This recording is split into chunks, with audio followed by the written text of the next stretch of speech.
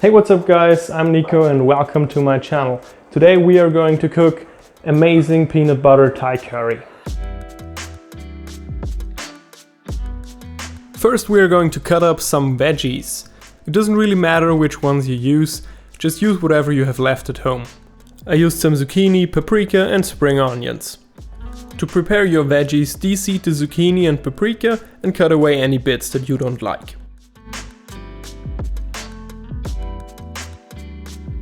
Now cut away the end parts of the spring onion and start dicing up your veggies into whatever shapes or sizes you like.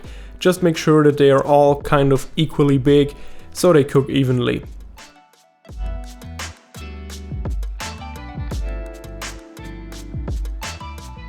Now let's prep the aromatics. If your ginger is very fresh, you can finely mince it, but if not, I would suggest to use a grater for it. Chop up your garlic as well, and then we can continue to our proteins. I'm using chicken breast for this recipe, but you could totally use chicken thighs as well. Just like before, cut everything into nice equal-sized pieces. Now put your wok on the heat and preheat it really well. Once your wok is up to temperature, you want to add some oil with a really high smoking point like canola, sunflower or peanut oil. And the second you see your oil is starting to smoke, you can add in your aromatics. And just 5 to 10 seconds after that you have to add your chicken, because otherwise the aromatics would burn. Now mix the chicken with the aromatics a little bit, but then it's really important to let the chicken sit and do not move it, so some nice char marks can form. It also helps to not overcrowd your pan like I did.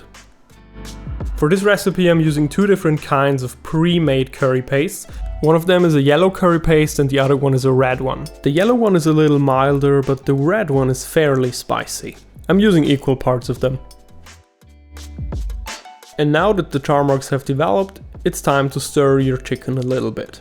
Next you want to add some salt, pepper and cumin powder, and yes, I forgot to add salt and pepper here, but I added it later and the chicken turned out fine. Once your chicken is nearly cooked through, transfer it to a bowl to make some room for your veggies. Pour some more oil into your wok and let it get up to temperature. And then drop your veggies in.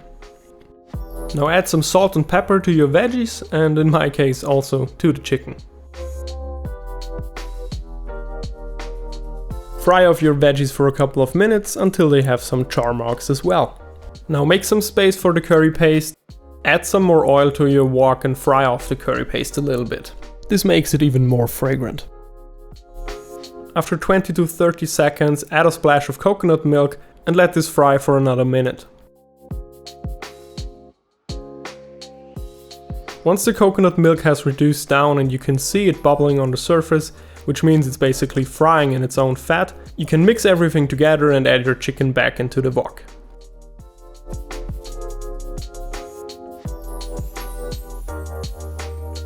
And now you want to add your peanut butter and let it fry for a little bit.